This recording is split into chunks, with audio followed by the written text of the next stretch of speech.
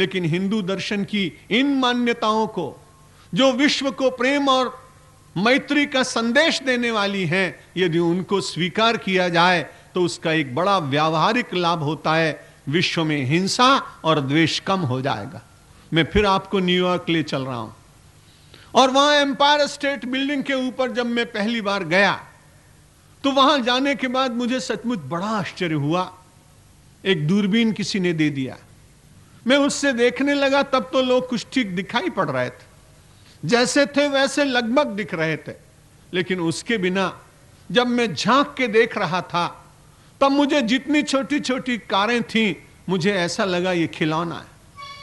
आदमी जितने चल रहे थे, बड़े छोटे से कीट जैसे दिखाई पड़ रहे थे। थोड़ी देर तक विचार करता रहा, ये तो बड़ी भौतिक सी बात है, लेकिन कोई व्यक्ति धीरे धीरे विश्व में विराट परमात्मा की खोज करते करते, निष्प्रिय जीवन जीते जीते, अपेक्षा को भंग करते करते और विश्व के दुर्गुणों की उपेक्षा करते करते धीरे धीरे उत्थान करे, धीरे धीरे ऊर्ध्वगति प्राप्त करे। और ऊर्ध्वगति प्राप्त करते करते मानो किसी दिन एक अध्यात्म के सर्वोच्च शिखर पर खड़ा हो जाए और परमात्मा के प्रेम से लिपटा हुआ जीवन हो, विवेक और वैराग्य के वस्त्र चढ़े हों, चिंतन की वर्तिका जल रही हो, जगत के व्यवहार में जितना उचित हो उतना समय लगाता हो, ऐसा व्यक्ति यदि कहीं अध्यात्म के शिखर पर खड़ा हो जाए और उसके बाद फिर झुक के देखे, फिर जरा नीचे झुक कर देखे, तो उसको ऐसा लगेगा कि संसार के जितने वैषयिक पदार्थ हैं वे तो बिल्कुल कीट हैं, वे तो खिलौने हैं, वे रमण करने के लिए नहीं हैं, उनके प्रति अपने आप ही आसक्ति का विनाश हो जाएगा। और संसार में व्यक्ति वही शांति प्राप्त कर सकता है। कल भी निवेदन किया था, संसार की जितनी वस्तुएं हैं आपको ले जाएंगी, वो होगी सीमा सुख की, लेकिन सुख की सीमा पर पहुंचा हुआ व्यक्ति और राष्ट्र खोज करता है। जब इसको मिल गया, इसको प्राप्त कर लिया, लेकिन अभी जो शांति मिलनी चाहिए वो तो मिली नहीं।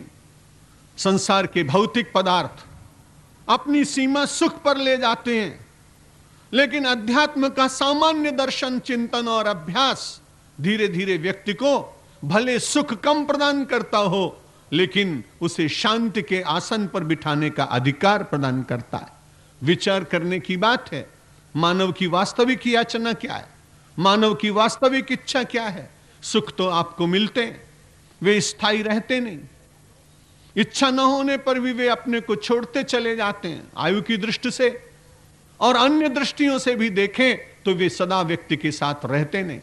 लेकिन जिस व्यक्ति ने अपनी उपासना के द्वारा, निष्काम कर्म के द्वारा, भगवत चरणारविंद की प्रीति के द्वारा धीरे धीरे ऊर्ध्वगमन किया और जीवन में आध्यात्मिक परमाणुओं में वृद्धि हुई, परमात्मा की कृपा से और सत्संग के द्वारा अपने ही अंतर में से ऊर्जा का प्रगटीकरण हुआ, तो उस व्यक्ति को एक बार सुख कम मिले, लेकिन बड़े आनंद के साथ वो प्रसन्न रहता है। परसों भारत विकास परिषद के चिकित्सालय के शिलान्यास समारोह में वो बात मैंने कही थी।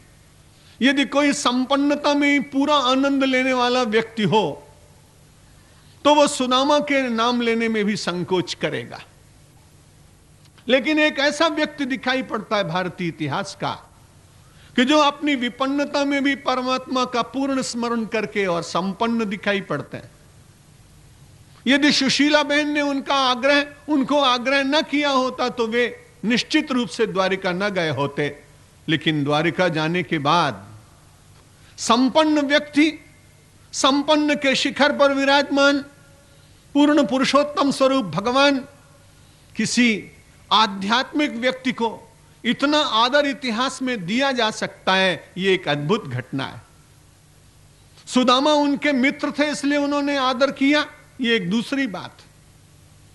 लेकिन अपनी विपन्नता और गरीबी में भी अध्यात्म की संपत्ति का पूर्ण कोष लिए हुए विराजमान आत्मसंतुष्ट इस देश का एक विप्र, पर्णकुटीर में रहता हुआ, वृक्षों की शाखाओं के तले पर बैठा हुआ, छाया में बैठा हुआ, प्रभु का गुणगान करता हुआ अपने को सम्राट से कम अनुभव नहीं करता।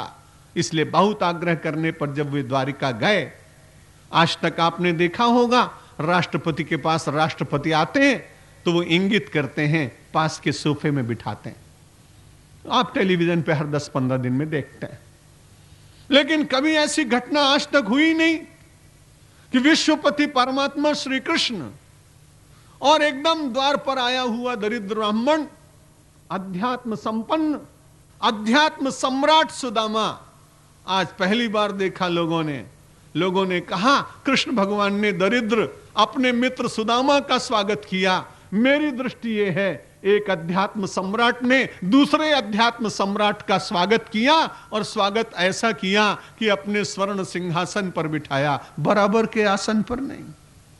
सुदामा को उन्होंने माना कि ये मुझसे भी कहीं श्रेष्ठ है मेरा मित्र, इसलिए उसको बिठाने के बाद में ये पूरी कथा तो आप आचार्य ऋषि के मुख से सुनेंगे, बहुत आनंद आएगा।